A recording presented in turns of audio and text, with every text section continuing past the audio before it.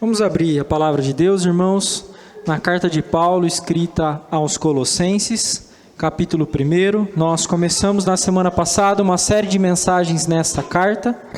Nós vamos expô-la do começo ao fim, do primeiro capítulo até o quarto capítulo da carta escrita por Paulo aos irmãos da cidade de Colossos, mas que fala a nós nos dias de hoje também.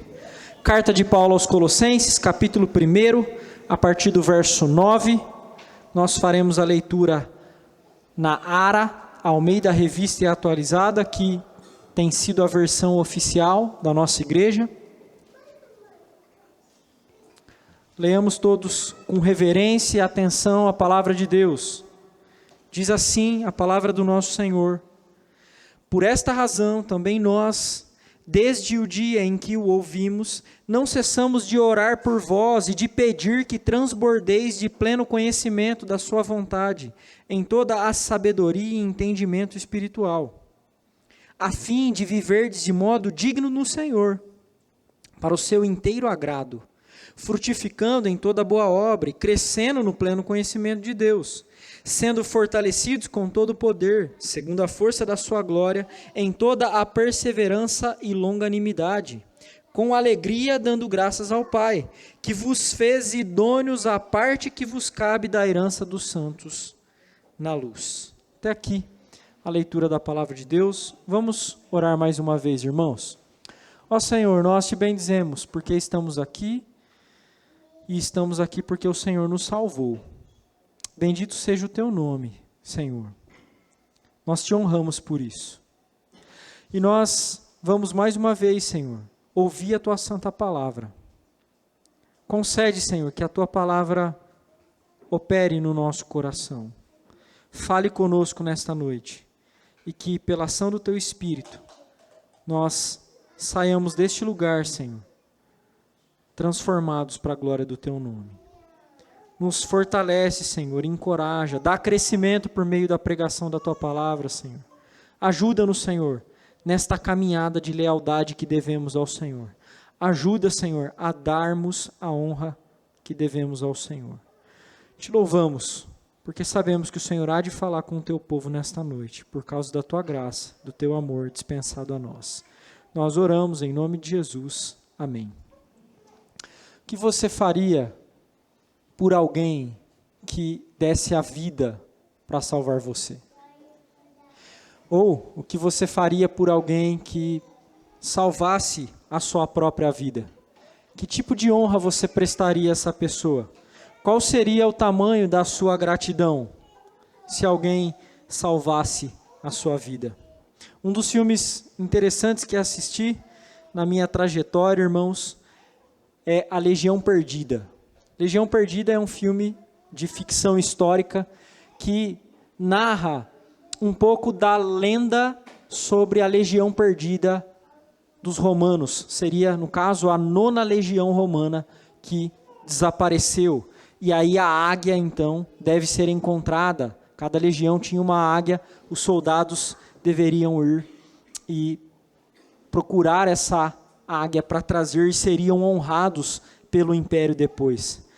No meio do filme, o personagem principal, Marcus Áquila, que é um capitão de uma das legiões de Roma e está em busca da Legião Perdida, porque o seu pai era membro da Legião Perdida. Ele se depara numa situação difícil e encontra-se com um escravo bretão a quem ele salva. Ele salva a vida desse escravo. Então o escravo diz que deve a vida a ele, deve honra a ele. Na minha opinião, uma das falas mais interessantes e fervorosas do filme é uma cena em que o escravo se apresenta ali para ele como seu escravo e ele diz assim que não queria que ele fosse o escravo, que ele poderia ir embora. E Esca, que é o nome do escravo, responde: você salvou minha vida, tenho uma dívida de honra com você. Mas curiosamente os bretões, eles odiavam os romanos. E o Esca diz: odeio tudo o que você representa, tudo o que você é, mas você me salvou e por isso devo servi-lo. Irmãos, é curioso como honra e lealdade são apreciadas por nós. Nós apreciamos a honra, a lealdade com que outras pessoas têm por seus salvadores ou por aqueles que lhe fizeram bem em algum momento da vida. Mas ao mesmo tempo que nós temos apreço por histórias assim e valorizamos pessoas que são honradas e leais, nós mesmos temos dificuldades de honrar e servir o Senhor que nos salvou com a lealdade que devemos. Nós temos muita dificuldade. Na verdade, eu acredito, irmãos, que a lealdade e honra de personagens do cinema, dos livros e tudo mais, nos encantem justamente porque nós queríamos ser como eles são às vezes. Nós queríamos ser honrosos, valorosos, manter a nossa palavra, ser fiel, dizer que não faremos mais alguma coisa e de fato não fazer mesmo. Mas nós quebramos a nossa lealdade. Entretanto, irmãos, como nós vimos na semana passada, na exposição dos primeiros 8 versos da carta, Deus nos colocou em uma situação, em uma realidade diferente. E nessa realidade, nesse novo cenário, nós podemos sim agir com a honra que agrada a Deus. Nós podemos honrar o Deus que nos salvou. Honre você, o Deus que te salvou, porque Ele te capacitou a fazer isso por meio da sua obra em Cristo Jesus. Nós precisamos, irmãos, ao ver cada um dos versos de Colossenses, manter em nossa mente a verdade de que Paulo está dizendo o que está dizendo aqui para proteger os irmãos dos falsos ensinos que os cercavam. Essa igreja, como nós vimos na semana passada, não foi uma igreja plantada por Paulo, foi uma igreja plantada por um servo fiel chamado Epáfras, a quem é nomeado nos versos anteriores. Os irmãos de Colossos então ouviram a mensagem do Evangelho e creram nessa mensagem. Tanto é que Paulo, nos versos de 1 a 8, ele apresenta aquilo que Deus já fez. Deus transformou a realidade deles. Mas agora o apóstolo Paulo, nos versos de 9 a 14, continua orando, mas ele deixa de agradecer e começa a pedir. Ele se desloca das ações de graça para a petição. Por terem sido salvos e compreendido o Evangelho, irmãos, os crentes de Colossos e nós também devemos entender que nós não estamos imunes a erros. É por isso que mesmo depois de agradecer pela obra de Deus, o apóstolo Paulo pede por eles. Na verdade, nós devemos, irmãos, estar atentos e saber que nós estamos cercados de lobos. E além de tudo, o nosso próprio coração não é confiável. É por isso que Paulo pede a Deus que os colossenses continuem a ter capacidade de crescer, de fazer a vontade de Deus. Ele pede que Deus lhes conceda a capacidade de honrarem a Deus. Tamanho é o amor de Paulo pelos crentes de Colossos, mesmo não os conhecendo, que Paulo deseja que eles sejam mantidos fiéis e encontrados fiéis diante de Deus. Mas, irmãos, se Paulo está orando, é porque ele sabe que só Deus pode garantir que eles permaneçam assim fiéis. Só Ele sabe. Ao mesmo tempo, quando Paulo diz isso para os irmãos de Colossos, ele está encorajando os irmãos a viverem de acordo com os pedidos que ele faz a Deus. E essa oração, então, ensina-nos algumas coisas, irmãos, sobre honrar a Deus, que vão além da nossa reunião no culto, além de estarmos aqui todos juntos e levantarmos as nossas vozes para adorar o nosso Deus. Nós precisamos viver à luz dessa realidade, e Paulo apresenta 3 formas nesse texto, pelas quais nós podemos sim honrar o Deus que nos salvou. 3 razões. Fiquem com o texto aberto, nós vamos ver cada uma das partes desse texto, do verso 9 até o verso 14, e aprenderemos essas 3 razões e os desdobramentos que elas constam. A primeira forma, irmãos, de honrar a Deus apresentada por Paulo, o primeiro ensino, no verso 9, é: se você quer honrar o teu Salvador, então você precisa crescer no conhecimento da vontade de Deus. De novo, esta é a primeira forma apresentada por Paulo com a qual você pode honrar o teu Salvador, crescendo no conhecimento da vontade de Deus. Veja o verso 9. Por essa razão, também nós, desde o dia em que ouvimos que vocês foram salvos e que Deus operou no coração de vocês. Nós agradecemos por isso. Paulo agradeceu por isso nos versos anteriores. Mas também não cessamos de orar por vós e de pedir que transbordeis de pleno conhecimento da sua vontade em toda sabedoria e entendimento espiritual. Resumindo, irmãos, o apóstolo Paulo ora para que os irmãos de Colossos sejam enchidos do conhecimento da palavra de Deus pela operação do Espírito. A oração do apóstolo Paulo é que eles transbordem de pleno conhecimento da sua vontade em toda sabedoria e entendimento espiritual. Nós precisamos entender aqui, irmãos, que a vontade de Deus a qual Paulo se refere diz respeito à sua lei, à sua vontade preceitual. Não é aquela vontade que por vezes nós tentamos perscrutar sobre a nossa vida. Não é a nossa vontade pessoal que se encaixa com a vontade de Deus à luz dos eventos. Não é aquele tipo de pergunta que você faz assim: será que é a vontade de Deus que eu vá para essa cidade ou para aquela? Será que é a vontade de Deus que eu vá para esse trabalho ou para aquele? Será que é a vontade de Deus que eu compre essa casa ou aquela, este carro ou aquele, que eu tenha 1 ou 2 filhos? Não. A vontade de Deus aqui, que os crentes devem conhecer para honrar o seu Senhor, é a vontade de preceito, a lei de Deus, conhecer aquilo que Deus quer. E Paulo pede a Deus porque sabe que essa vontade só pode ser conhecida se Ele conceder. Somente Deus pode fazer com que vocês, bem como os irmãos de Colossos há 2000 anos atrás, transbordassem no conhecimento da vontade de Deus. E perceba, irmãos, a lei de Deus pode ser conhecida friamente, sem os detalhes que são exigidos aqui pelo apóstolo Paulo. O próprio Senhor Jesus acusou, na época do seu ministério, os judeus de errarem por não conhecerem as Escrituras e nem o poder de Deus. Ora, ele estava se referindo aos mestres da lei daquela época. Eles conheciam a lei e, portanto, pode-se dizer, conheciam a vontade de Deus externamente.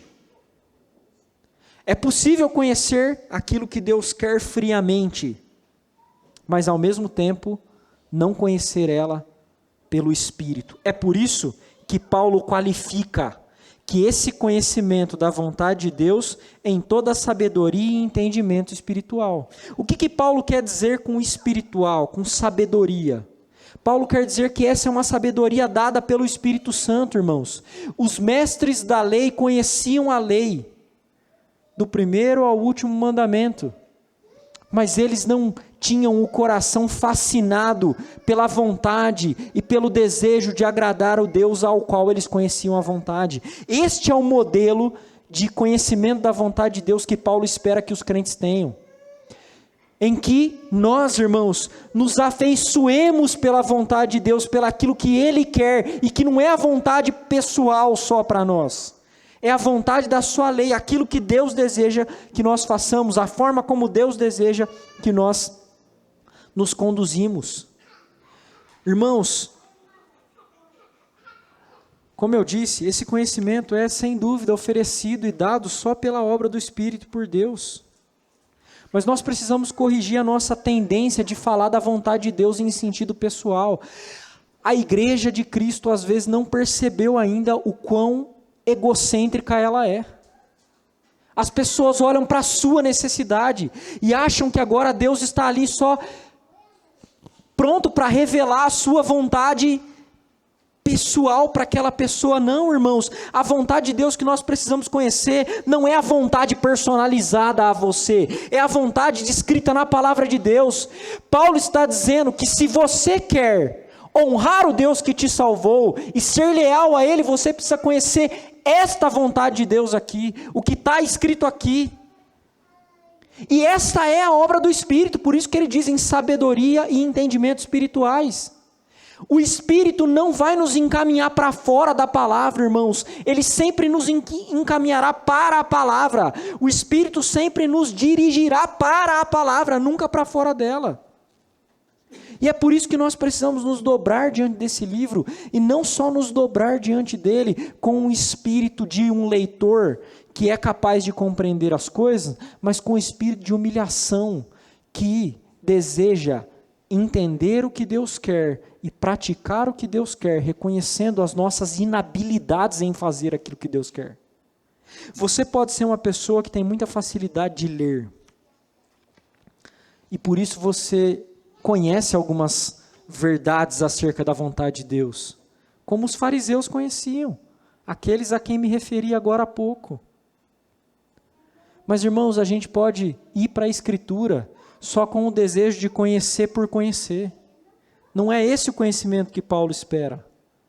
Paulo espera que esse conhecimento seja ação da iluminação do Espírito e transforme o nosso coração e norteie a nossa vida. É por isso que crentes fiéis amam este livro.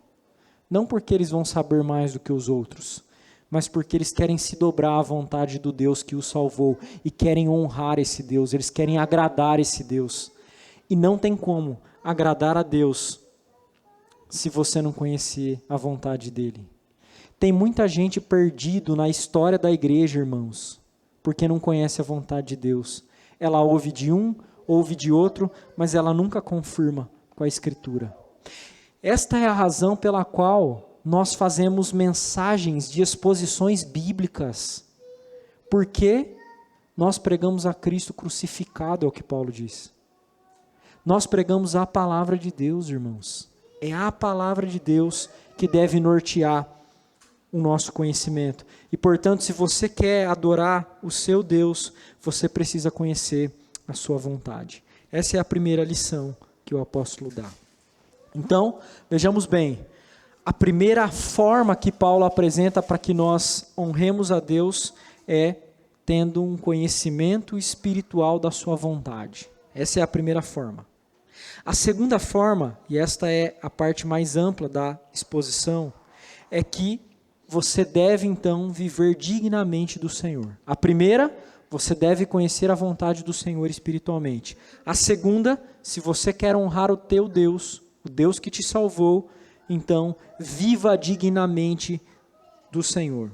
Esse verso, o verso 10 até o verso 12, enfatizará algumas coisas.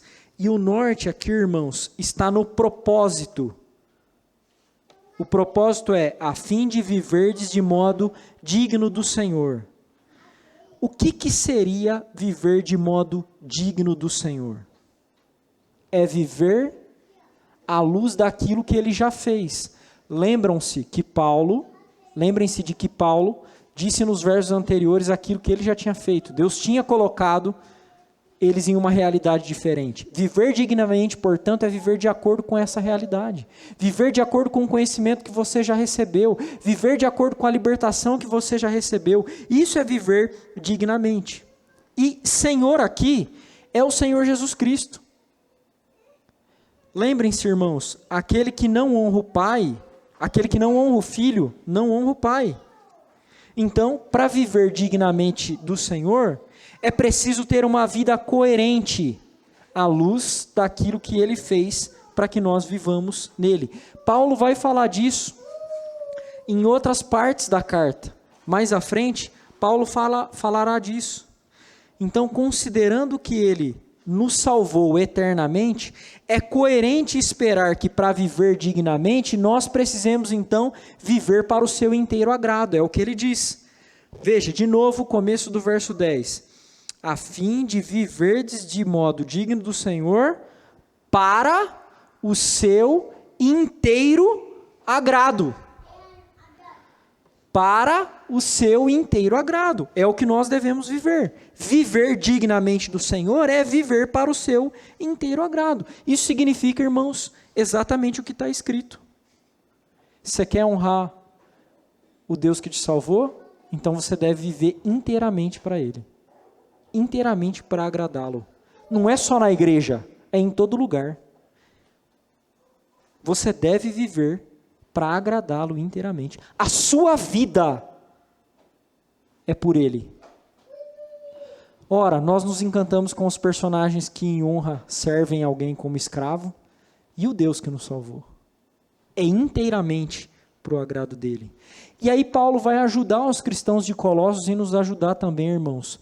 Ele passa a descrever 4 ações pelas quais nós podemos viver dignamente para agradar o Senhor, para honrar o Deus que nos salvou. A primeira delas, ainda no verso 10, é frutificando em toda boa obra. Note que é exatamente aquilo que Paulo falou na porção anterior. Se você voltar ao verso 6, olha o que diz o verso 6. Que chegou até vós, como também em todo mundo, está produzindo fruto e crescendo. Tal acontece entre vós desde o dia em que ouviste e entendeste a graça de Deus em verdade. Isso já estava acontecendo. Por quê? Nós vimos na semana passada, irmãos, que a linguagem que Paulo usou aqui no verso 6 e agora usa de novo no verso 10, diz respeito a Gênesis 1, 28, na qual Adão e Eva são comissionados a frutificar e multiplicar. Mas Adão falhou. O segundo Adão, portanto, não falhou. Então a igreja é um ambiente onde há frutificação e crescimento. Porque o segundo Adão, Cristo, este não falhou, irmãos. Mas se esta já é uma realidade na vida da igreja, por que Paulo estimula eles a fazerem, mesmo sendo essa uma realidade? Os cristãos de Colossenses não poderiam baixar a guarda. Paulo conhecia, irmãos, a dureza e o estado do nosso coração. Por causa da dureza do nosso coração e da dureza do coração dos crentes de Colossos, o retrocesso é sempre uma ameaça para nós. Sempre é. Então Paulo agora quer chamar a atenção deles pelos pedidos. Pelos pedidos que ele faz a Deus, vocês devem se manter nessa realidade que Deus já concedeu a vocês. Ele ora para que eles continuem a produzir as boas obras, frutificando em boas obras. Irmãos, as boas obras, nós já ouvimos aqui, elas não salvam, mas elas são marcas reais na vida daqueles a quem Deus já operou salvação. A pergunta então é: você tem produzido frutos de arrependimento, que é o que os apóstolos exigiram na sua pregação? E produzir fruto de arrependimento é de fato, a sua vida tem mudado, você tem frutificado, você nota que há frutos na sua vida que mostram que você não é mais a pessoa que você era ontem? Responda a si mesmo. Responda a Railan para você, se você é o mesmo Railan de anos atrás ou se o Railan de hoje tem frutificado. Responda, Dani, a você mesma. Será que vocês têm frutificados? Será que tem, Dário? Tem havido frutificação? Porque esta é uma marca. O cristão verdadeiro não pode estar estagnado. Não pode. Há crentes, irmãos, que nunca mudam. Eles passam por situações e eles não crescem. Às vezes se ressentem. Eles não crescem nem em serviço, nem em testemunho para os de fora, nem em amor. Eles não crescem em nada. E estes devem se perguntar se realmente estão agradando ao Salvador. Porque se não estão frutificando, não estão. Irmãos, lembrem-se que Jesus amaldiçoou a figueira que não deu fruto. Lembrem-se disso. Você quer honrar o teu Salvador? Frutifique em toda boa obra. Como já dissemos, não é você que garante isso, mas você consegue perceber a si mesmo e se lançar aos pés de Deus para notar o que você precisa pedir a Ele. Isso é um sinal, uma evidência daquilo que Ele está fazendo, ou daquilo que não foi feito ainda. Fique atento, irmãos. A outra forma de agradar a Deus inteiramente, mencionada por Paulo, também no verso 10, e essas são formas simultâneas, frutificando em toda boa obra e crescendo no conhecimento de Deus. Olha só, irmãos, essas duas coisas têm que acontecer juntas, tá? Tem gente que acha assim, eu vou crescer no conhecimento primeiro para depois frutificar e fazer boa obra. Não, essas coisas vão juntas. juntas, tá? As árvores às vezes estão crescendo e produzindo frutos ao mesmo tempo. Preste atenção que Paulo diz crescendo no conhecimento de Deus. Paulo já falou no verso 9 de conhecimento, mas ele falou do conhecimento da vontade de Deus. Agora ele fala do conhecimento do próprio Deus.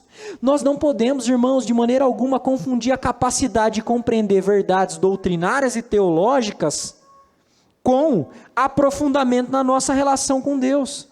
Porque se nós pensarmos que a profundidade de conhecimento teológico que tivermos determina a quantidade de intimidade com Deus que temos, nós vamos errar. Porque senão a gente teria que dizer, quem mais conhece teologia, conhece Deus. E não é verdade. Há ímpios que conhecem teologia, irmãos. Há ímpios que conhecem a Escritura Sagrada. Não. Nós não podemos desprezar uma coisa em detrimento da outra. Nós não podemos dizer que o conhecimento teológico é ruim, porque não é, ele é bom, nós veremos, mas nós não podemos confundir o conhecimento teológico com o conhecimento de Deus. Irmãos, recentemente eu li um livro, e neste livro há uma crítica do autor, a qual eu concordo,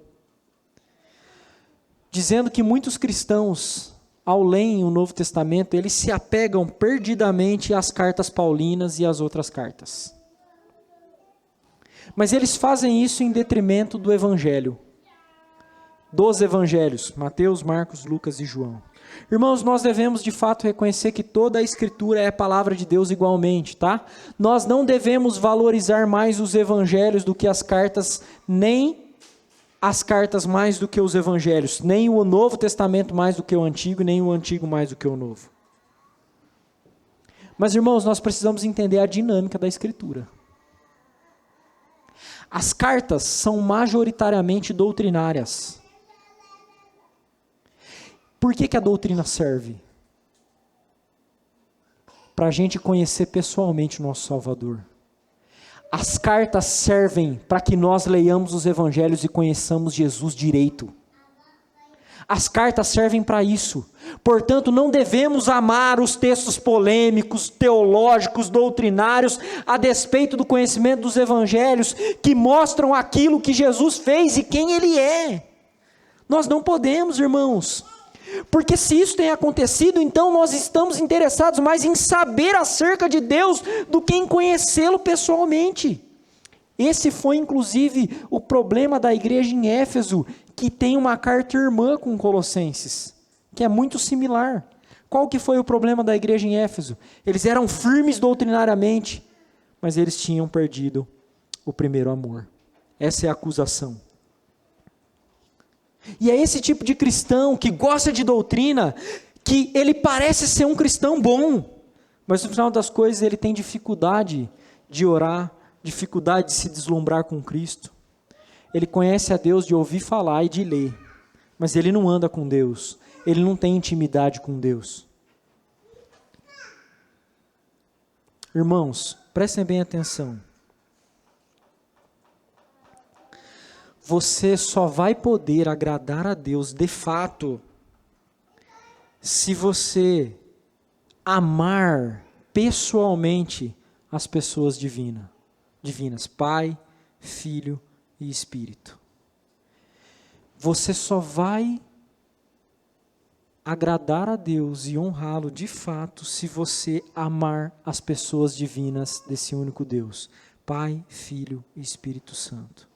E você, ao conhecer as pessoas e amá-las, entenderá que é mais importante conhecer pessoalmente essas pessoas do que saber o que significa pericorese, comunhão intratrinitária, trindade ontológica e econômica.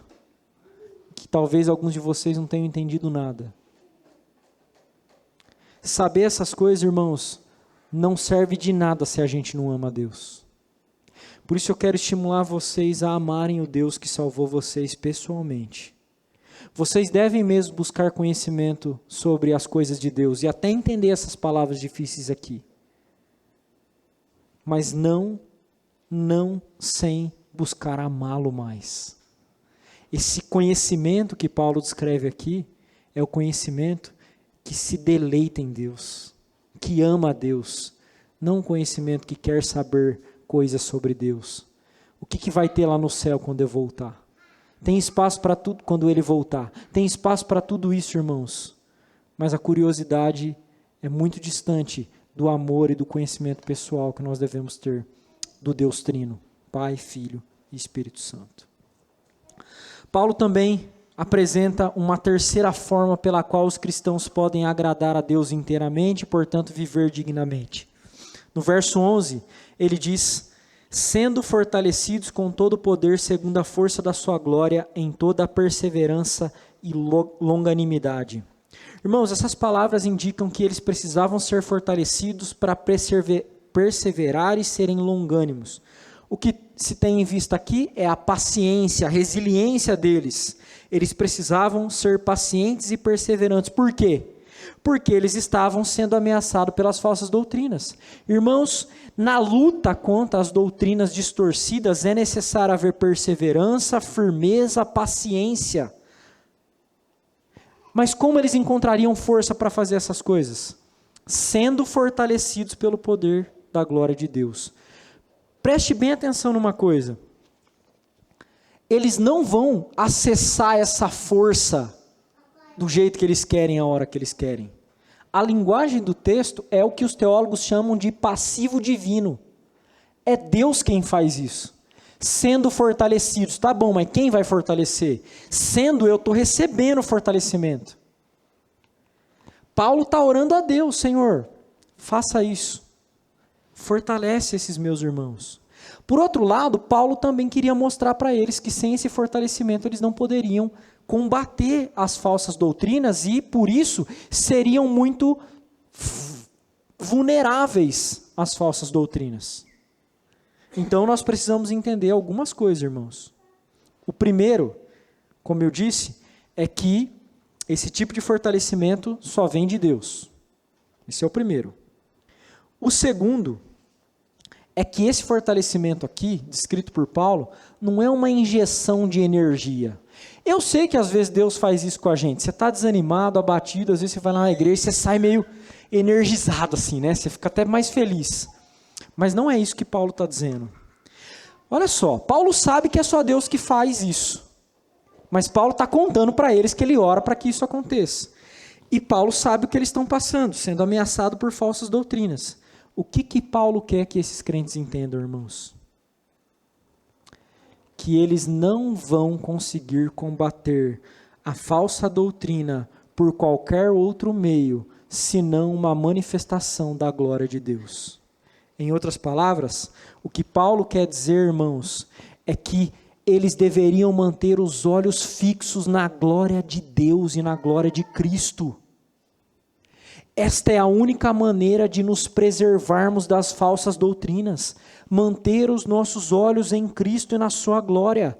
Isto é ser fortalecido pelo poder de Deus. Quando nós vemos, ouvimos, nos encantamos com a glória e a majestade de Cristo e do Deus triuno, então nós poderemos de fato combater os falsos ensinos deste mundo, irmãos. Por que isso é importante? Porque às vezes a gente quer criar artifícios. Pense o seguinte: qualquer um de nós pode projetar uma falsa doutrina na igreja. Qualquer um de nós pode fazer. O pastor tem direito de proibir que os irmãos se encontrem quando eles querem? Claro que não. Então um pastor pode ficar autoritário de repente com medo de alguém falar besteira e ensinar besteira. Então ele vai proibir todo mundo de se encontrar aí na igreja. Esse é um artifício falso. Não é isso que protege a igreja da falsa doutrina. Não, pelo contrário. O pastor tem que estimular as ovelhas a se encontrarem. E tem que estimulá-las a amarem a Cristo, a conhecerem a Cristo. Porque só quando elas virem a glória de Cristo e manterem os seus olhos fixos na glória de Cristo, que a igreja estará fortalecida. Não tem outro artifício, irmãos. Não tem outro artifício. para a gente nos proteger, para a gente se preservar, senão manter os olhos na glória do Deus triuno e na glória da obra do nosso Redentor, o Rei Jesus. Nos versos 11 e um pedacinho do 12, o apóstolo Paulo continua e dá uma quarta ação que é mencionada como sendo necessária para viver de maneira agradável a Deus, para viver dignamente do Senhor. E essa quarta é agradecendo com alegria. Essa aqui é um pouco mais confusa e eu quero chamar a sua atenção, irmãos. A Bíblia não foi escrita em capítulos e versículos, tá? Se vocês não sabiam disso, então estão sabendo agora. A Bíblia não foi escrita por versículos e capítulos, de forma nenhuma. Então, às vezes, quando se tem uma divisão de versículo, nas traduções isso acaba complicando. Então, no texto grego, parece que a alegria aí, se você olhar, no texto em português, aliás, parece que a alegria está associada ao que veio antes. Mas, na verdade, no texto grego, dá a entender que é dando graças ao Pai com alegria. É isso que está no texto grego. Uma razão, eu não vou cansar vocês com discussões exegéticas, que diz respeito à língua original, mas eu quero mostrar da onde eu estou tirando isso, para vocês não entenderem que é arbitrário, tá? Esse é o nosso zelo pela palavra, irmãos. Olha só, todas as formas, as ações que Paulo deu, elas estão qualificadas. Veja bem, a primeira, frutificando em toda boa obra. A segunda, crescendo no conhecimento de Deus. A terceira, sendo fortalecidos com todo o poder da sua glória. E agora, a quarta não pode ser só agradecendo. É agradecendo com alegria.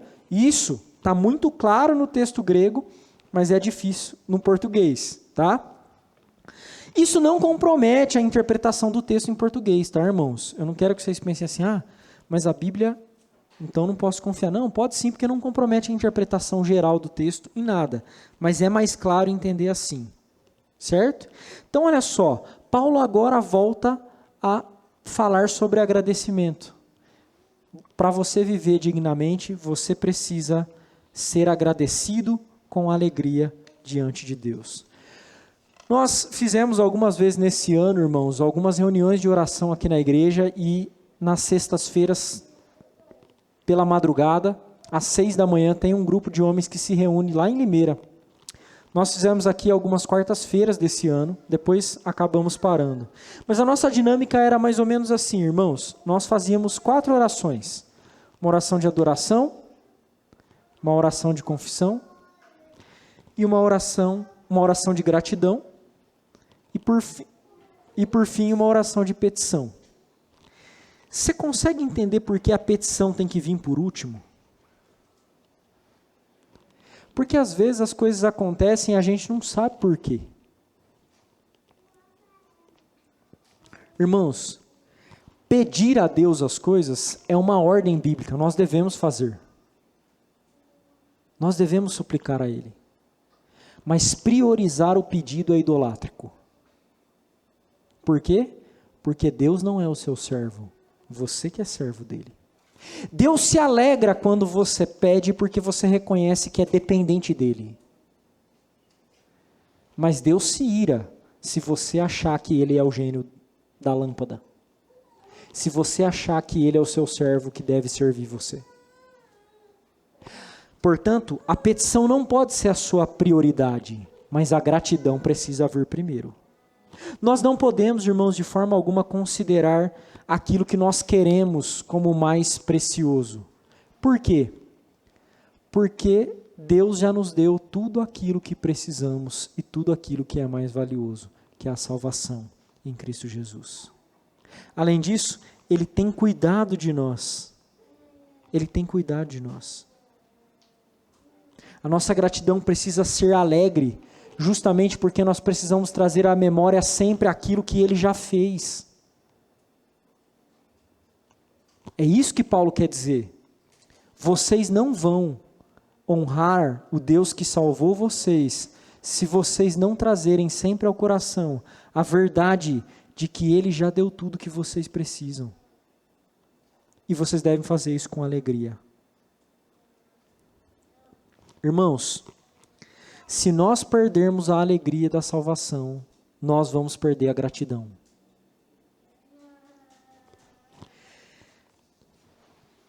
Lembrem-se de que Davi comete alguns pecados bastante graves. Ele toma a mulher de Urias, a Batseba, dorme com ela e depois manda assassinar Urias, que era um servo leal seu. E quando ele vai pedir perdão a Deus, isso é descrito lá no Salmo 51, tem um registro que mostra aonde Davi começou a correr perigo. Davi diz no Salmo 51, verso 12, restitui-me a alegria da tua salvação. Irmãos, quando a gente perde a alegria de ter sido salvo, a gente vai olhar para aquilo que não é nosso e desejar e esquecer daquilo que Deus já fez. Não perca a sua gratidão com alegria, senão você não vai adorar, honrar aquele que te salvou. Então, a primeira forma, irmãos, que nós vimos como devemos honrar a Deus, nosso Salvador, é crescendo no conhecimento da sua vontade. A segunda, nos versos 10 a 12, que nós acabamos de ver, é como vivermos ou viver dignamente do Senhor, das quais é necessário essas 4 ações mencionadas por Paulo. Agora, nos versos finais, irmãos, no finalzinho aí do verso 12, que falta uma parte para explicar, até o 14, nós veremos mais uma forma de agradar a Deus. E essa terceira forma é reconhecendo a graciosa obra de Deus em nosso favor. Reconhecendo a graciosa obra de Deus em nosso favor. Os colossenses, então, mais uma vez, seriam agora lembrados daquilo que Deus já fez por eles. Paulo está enchendo eles desse tipo de informação. Eles precisam manter os olhos naquilo que Deus já fez. Paulo, então, menciona o Pai agora. Ele diz que o Pai fez algumas coisas. E a primeira coisa que o Pai fez é o quê? Veja aí, ainda no verso 12. Dando graças ao Pai, que vos fez idôneos à parte que vos cabe da herança dos santos na luz. Irmãos, o que Paulo quer dizer com ser idôneo aqui é basicamente que Deus qualificou você para ser herdeiro da herança que pertence a Cristo Jesus e pertence aos santos. Santos se refere ao povo separado, ao povo escolhido.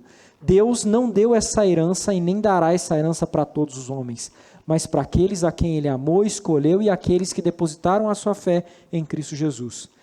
Todos aqueles que confiam em Cristo para a salvação se tornam herdeiros dessa herança e, portanto, fazem parte destes santos que são descritos aqui. Mas Paulo faz um acréscimo, ele se refere aos santos como santos na luz. A luz faz referência à perenidade dessa herança. Isto é, essa é uma herança eterna, uma herança que não terá fim. Como que o Pai nos fez herdeiros de uma herança tão valiosa assim? Ele o fez aceitando o sacrifício do seu filho. Ele o fez enviando o seu filho para ser um sacrifício em nosso lugar. Ele o fez enviando Cristo para morrer no lugar de pecadores. Perceba, irmãos, que a participação que Deus te deu nessa herança eterna, ela foi custosa para o Pai e para o Filho. Ela é de graça para nós, mas ela foi custosa para o Pai e para o Filho. Foram valores altíssimos que foram pagos para que você pudesse confiar que essa herança está na sua mão. Uma herança eterna, valiosíssima, garantida para você amorosamente. Reconheça esse aspecto da obra de Deus. Reconheça isso. A sua vida não acaba quando você fechar o olho aqui. Não, a sua vida começa. Por causa daquilo que Cristo fez. Segunda coisa que Paulo menciona que devemos reconhecer que o Pai fez por nós. Verso 13. Ele nos libertou do império das trevas e nos transportou para o reino do seu filho, do Filho do seu amor. Isso significa, irmãos, que o Pai nos libertou das trevas, e trevas aqui, entenda-se, nos libertou das cadeias do próprio diabo, do próprio Satanás. Mas Ele não apenas nos libertou, toma, seja livre. Ele nos libertou e transferiu-nos para um reino de amor. Ele nos transferiu para o reino de Cristo. Nós não somos apenas escravos que outrora eram escravos e agora são livres. Nós somos escravos debaixo de um reino perfeito, de um rei amoroso, que é o Senhor Jesus Cristo. Por que Paulo usa a expressão, o filho do seu amor? Paulo está fazendo menção, provavelmente, àquilo que ele teria ouvido dos discípulos mais próximos e que andaram com o Senhor Jesus. Lembram-se de que no Monte da Transfiguração, quando o Senhor estava lá, uma voz do céu ressoou e o Pai disse: este é o meu Filho amado, em quem me comprazo. Qual que é a razão de Paulo fazer menção ao reino do Filho do seu amor aqui?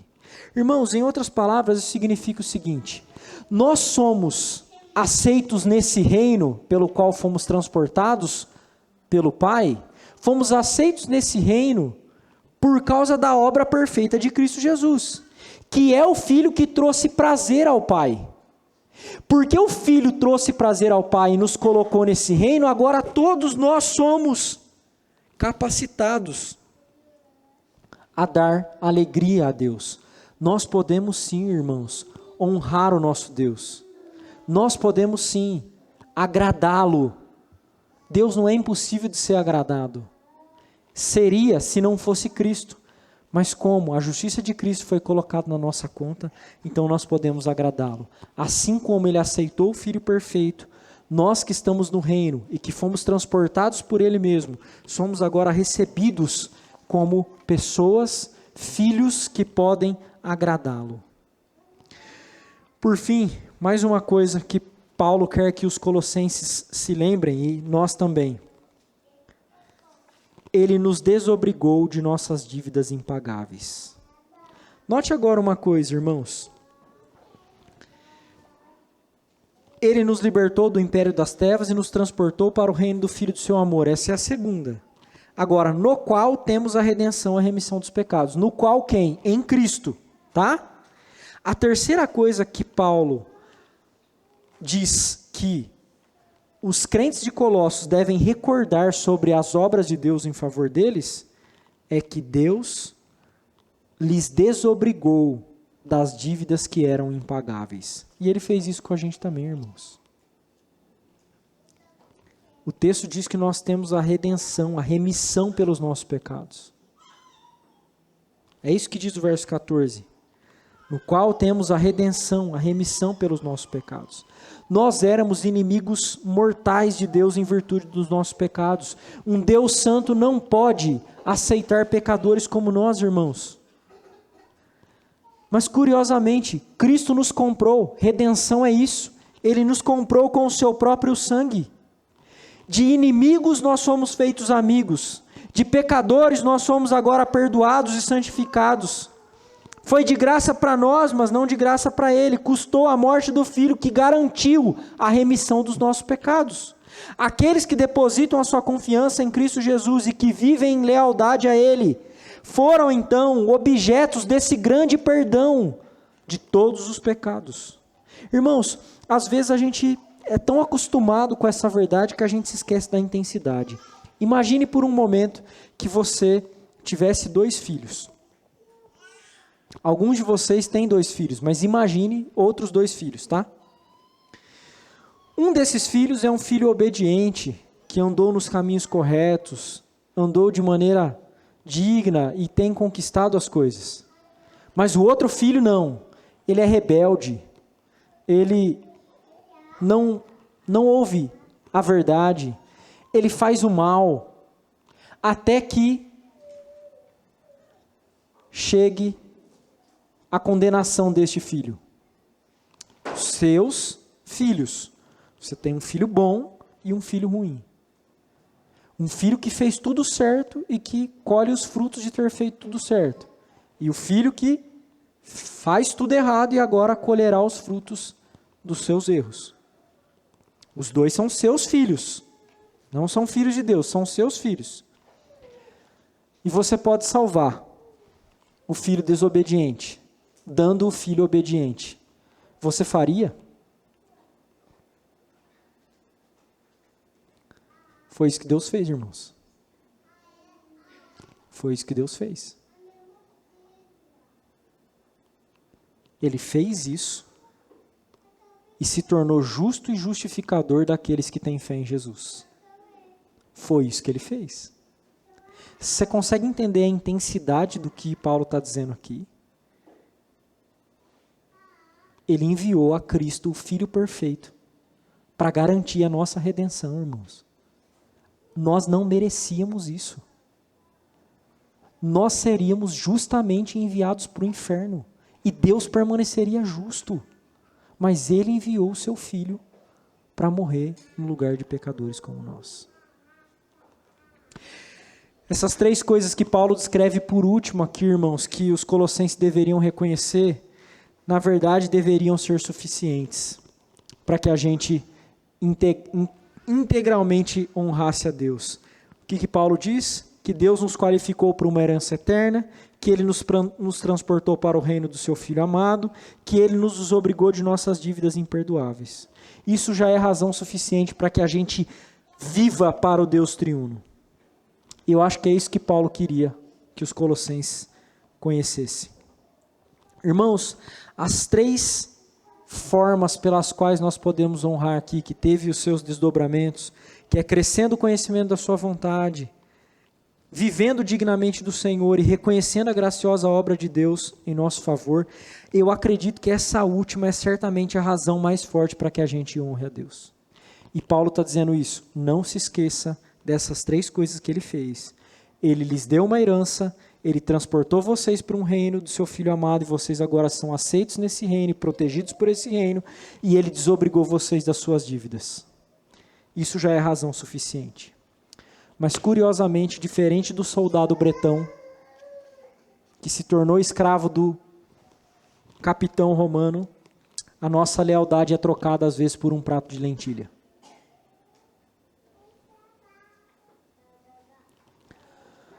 Nós fazemos isso com muita facilidade, irmãos. É por isso que Paulo pretendeu que os crentes de Colossos mantivessem os seus olhos fixos naquilo que Deus fez, não naquilo que eles fazem.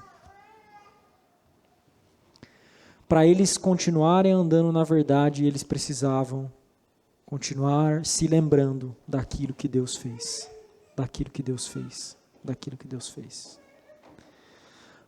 Paulo está preparando o cenário para o que ele vai falar no próximo texto, que será exposto na semana que vem. Ele vai falar da grandeza desse filho que Deus deu.